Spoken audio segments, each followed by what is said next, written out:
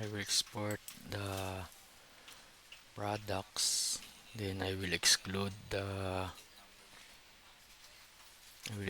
all except height, length, width, and weight. Then I will press continue. Then get the catalog.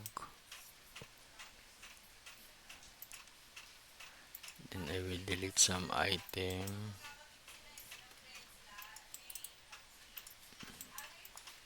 Then I will try to revise the weight. Make it double. Then weight.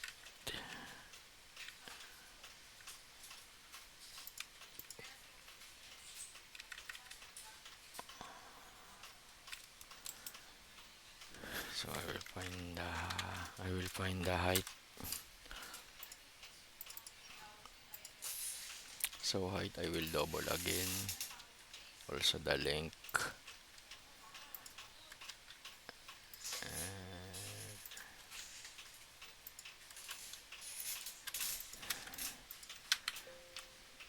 And I will save.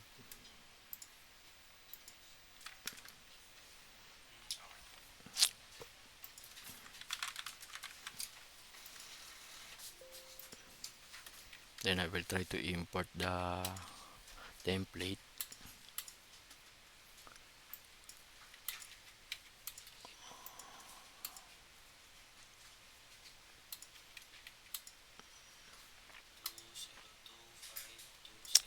There's still an error. Total errors 4. Then I will try to import. Still the same. Maximum error count. Error in data structure.